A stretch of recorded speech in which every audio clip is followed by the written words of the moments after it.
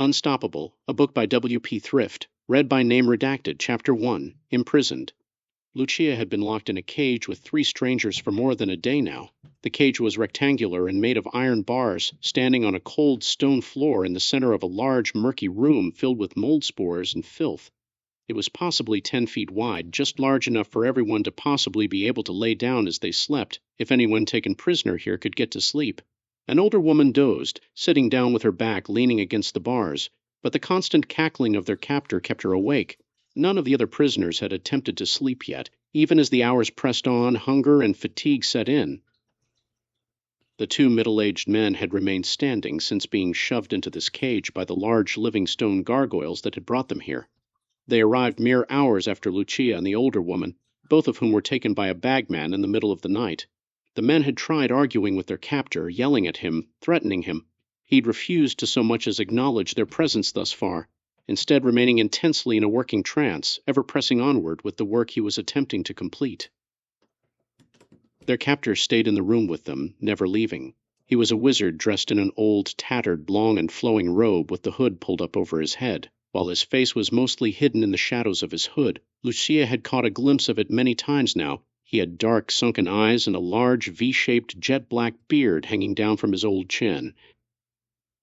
The wizard muttered to himself ceaselessly as he moved from one table to another within the room, mixing potions and crushing herbs, preparing some kind of concoction within a large steel cauldron that bubbled and glowed. The glow of that cauldron overwhelmed the fading light of the torches which encircled the room. Next to the glow of the cauldron, it was as though all of the torches were extinguished. It was impossible to say precisely where they were held prisoner. It was a castle for certain. Just looking at the interior architecture told Lucia they were held within one of the castles that dotted the vast countryside. Though how far from her home village it was impossible to say. She couldn't even say for sure which floor they were on, certainly not the first floor, as she'd felt the lumbering, hunchbacked bagman carrying her up many steps as it walked the stairs before dumping her out of the bag and into the cage. But the experience had been so disorienting that she had no good sense of how long the bagman had walked or how many stairs it had scaled. All around Lucia's cage were other cages, to its right and left and behind it. These cages had evidence of past kidnapped victims lingering within them, blood and feces smeared all across the stone floor, tatters of shredded clothing, and even bone chips scattered about. In the distant corner of the room, Lucia could swear she saw a skull in one of the cages, perhaps with dried flesh still clinging to the cheek. But the lighting was very dim that far away, so it was impossible to tell for sure. Feeling her legs begin to tremble and hearing her stomach growl, Lucia looked for a place to sit. She was only child, 10 years old to the best of her knowledge. The records of her birth had burned long ago, so it was a miracle she'd managed to stand for this long. The men had remained awake and alert because they feared what the wizard would do to them in their slumber. But Lucia had remained awake because she had so few nice things and did not want to see one such nice thing ruined. The floor was filthy, and Lucia was wearing her best dress. It was torn in places, heavily wrinkled and covered in dust now, with a smell of mildew settling into the fabric which would never leave it, but she was still averse to letting it become any dirty than it already was. The dark filth on the cold stone floor would show up so well on her white dress with blue seams. Looking back at the older woman, Lucia considered approaching her, trying to speak with her, attempting to bond with her in any way. In the 24-odd hours since they were caged, very few words were shared between the 4. The vast majority of words spoken had been words of outrage from the men, though the outrage was clearly led by John, the only one who was genuinely furious at being locked in here. Sam, the other man, was feeding off John's energy, but his words were hollow, lacking the same conviction as he demanded their jailer free them. The woman, meanwhile, had yet to even introduce herself. Lucia had no name for her, but of everyone in here she found herself most drawn to this woman. It was likely her bad history dealing with men that made her untrusting of them.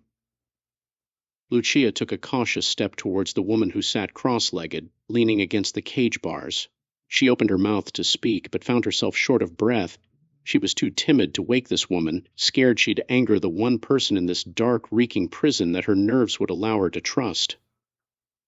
That's when Lucia noticed the woman was not asleep, as Lucia had believed she was. The woman's eyes were squeezed close, tears flowing freely from them.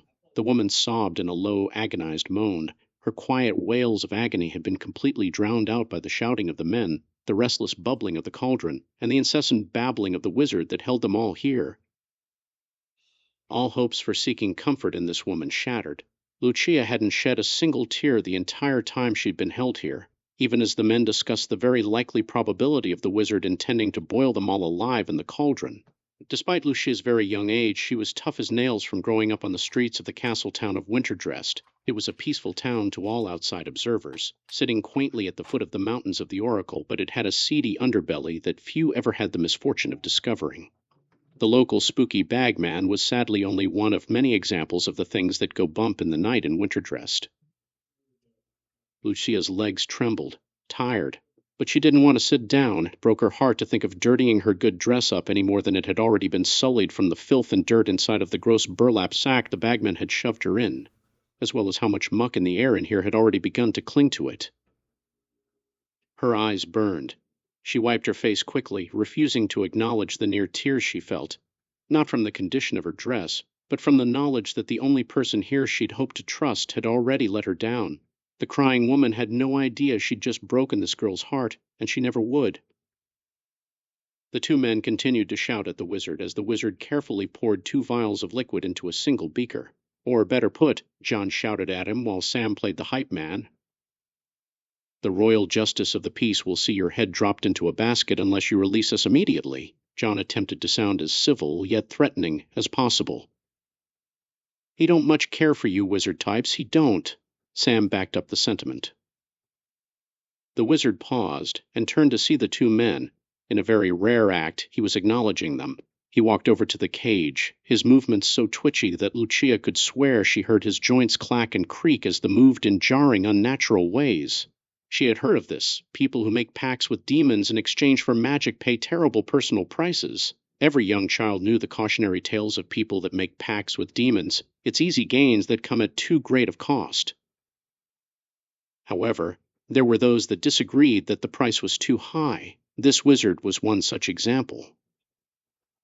"The local justice owes me a great debt, he does. Turns a blind eye to my minions. Yes, he does." The wizard's words were nasally and came out breathlessly, as though he were out of air when he started to speak, but still attempted to force the words out all the same. "He provides me a list of the drains on society whom no one will miss, and in exchange I melt your organs into a fine jelly to make my elixirs." Lucia nodded her head slightly. It made sense to her. The royal justice of the peace could protect the fair and honorable members of his town, while ridding it of criminals and urchins that provide only ugly blights in an otherwise good society. She took this news considerably better than the men, who began screaming their heads off about this logic. John frothed at the mouth, his sleep-deprived mind giving him the mannerism of a drunk, sloppy and belligerent in his sharp words. "A noble ain't worth the crud between me toes," Sam shouted, feeling emboldened by John's incoherent outrage. Shaking her head, Lucia backed up until she felt the cold iron bars against her back. They were damp, and she whimpered slightly, knowing that she'd gotten her dress wet. It was likely going to be stained where the bars pressed into it.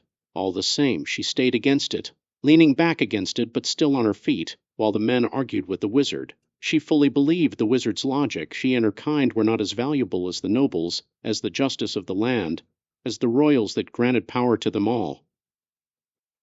The wizard gave a cackle, seeing how much he'd fired the men up, before turning his back to them and returning to his cauldron. He tuned them out entirely as he resumed mixing and fine-tuning the concoction. "We'll be boiled alive," Sam whispered to John. John shouted at the wizard one last time, then grew quiet. After a long moment he responded to Sam. His words were quiet enough that the wizard couldn't hear them, but Lucia still could. "Oh, you're right, Sam. We will. Just as well. My stomach was growling for days before I got here. I can't even feel hungry anymore, just sick. I fear death, I do. But I think I fear life more. I hate that his kind got one over on me here at the end, but I made my peace long ago." "You may have, but I haven't," Sam shouted. His voice cracked, weakened from being far too dry after hours of shouting without water. "I want to live, John, and I won't be broken so easy." Lucia was watching them both so intensely that they both abruptly stopped arguing and looked over at her at the same time. They'd not felt her eyes burning into their backs while they'd shouted earlier, but having turned away from the wizard, they caught her glance pointed their way. They were about to address her when a loud clatter beyond the large wooden door on the far side of the room resounded, echoing throughout the castle. Everyone in the cage reacted to this, including the weeping woman. They glanced over and saw that the wizard was unperturbed by this. and all quietly assumed the noise was nothing unexpected. The men went back to quietly arguing between themselves, and the woman went back to staring blankly at the floor, sitting on it only a couple feet away from Lucia. She wasn't crying anymore. Her eyes were red, the skin around them puffy, but she shed no more tears. Her body trembled, though Lucia wasn't sure if it were from hunger or the cold. Boosh! The heavy, thick wooden door to this dungeonous room slung open and slammed against the cold stone wall. A steel boot was lifted high into the air, having kicked the door open in a single strike.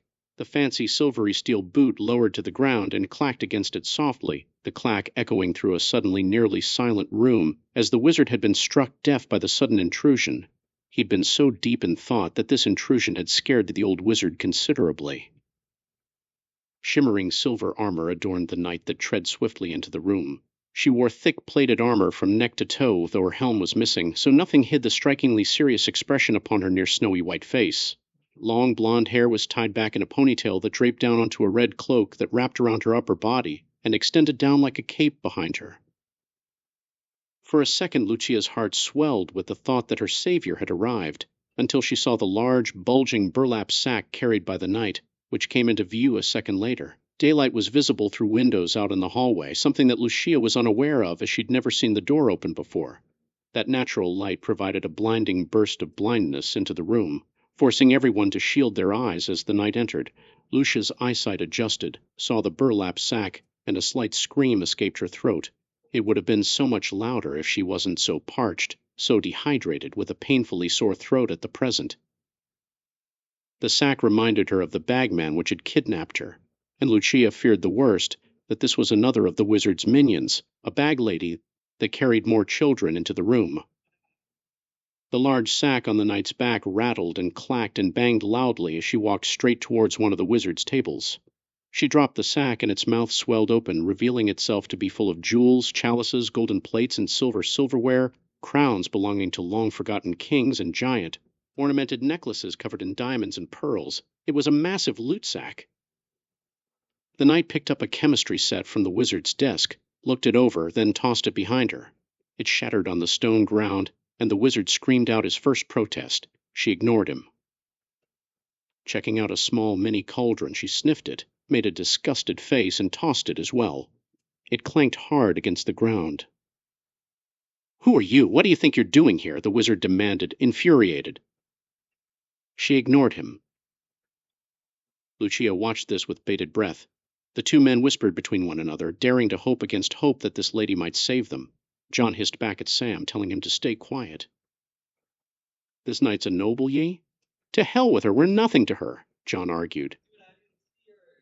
Then the knight noticed a ring on table. She picked it up, looked it over, wiped it off on her cloak, held it up to a torch to see it a bit better, then smirked before dropping it into her giant sack of treasure. Whoosh! A fireball shot past the knight's head. It wasn't an inaccurate shot either. The wizard had fired it dead center towards her face.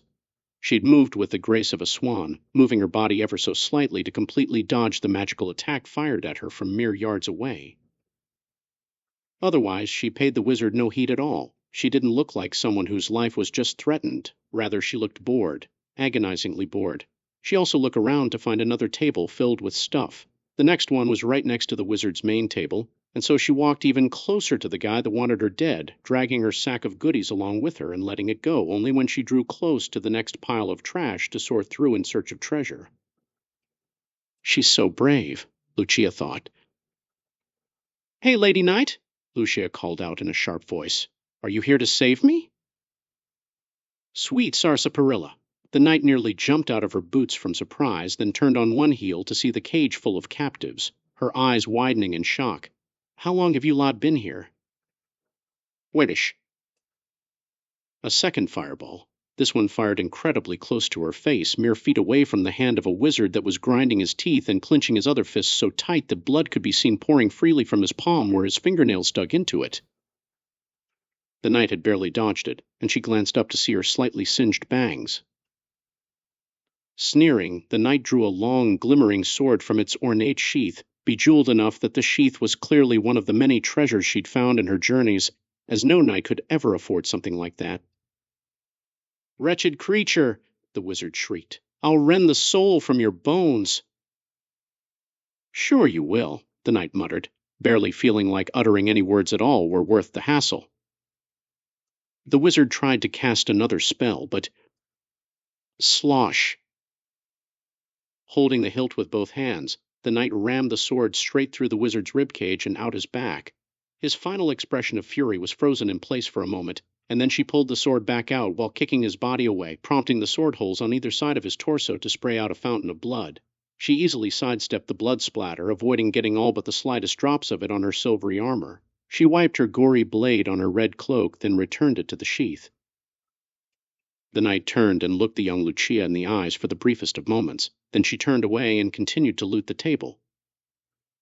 "I told you she didn't care a spit about us," John shouted. "She's just here for her own ends." "That's not true," Lucia shouted at him, and John recoiled. This was the first time this girl he'd been trapped in here with had even spoken to him. "She's here to save us." "No, I'm not, little girl," the knight said. "Your friend there is right. I don't care about any of you. I'm only here for myself. Tell me, what do you think of his candle holder? Would it be worth much on auction? No, probably not." The knight tossed it to the side. "Wait, you're just going to leave us here?" Lucia's heart sped up. "No, no, you can't. Please, please save me. Don't leave me here to die." The knight rolled her eyes. "Fine, whatever. Let me finish looting in peace, and then I'll let you out of the cage." "You will?" John asked her. "Why the change of heart?"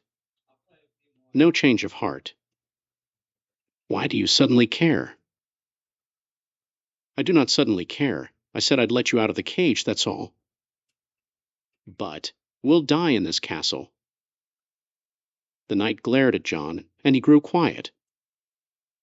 My name is Lucia from Winterdressed," Lucia said quickly. "Please, if you could escort me back there, I'd be very, very grateful to you." "Gratitude doesn't pay the bills. Treasure does," the knight said. Then she glanced Lucia's way, freezing mid-pilfer. She'd been stealing the coins out of the dead wizard's robes. The knight let out a long, agonized groan. "I hate escorting people. They're so squishy and stupid. Okay, fine. I hail from Winterdress, too, so since it's on the way, I'll escort you." "You're from Winterdress, too? Then it's kismet that we met," Lucia beamed. John gave the girl a sideways look, wondering why she was so naive as to believe a noble-born knight like this. "She'll betray you just as soon as the opportunity presents itself, girl," John warned her.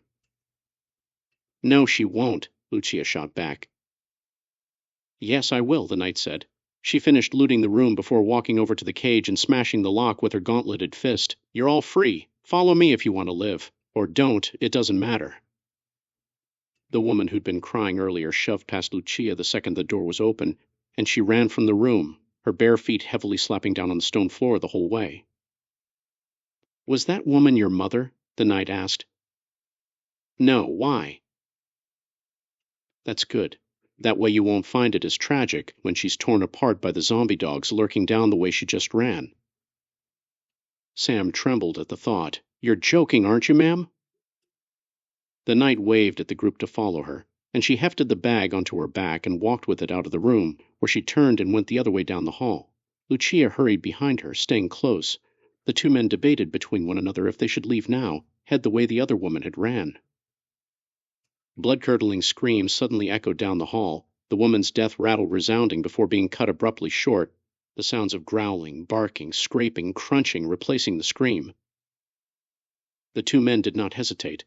They both ran rapidly down the hallway towards the knight, catching up to her and sticking close behind her.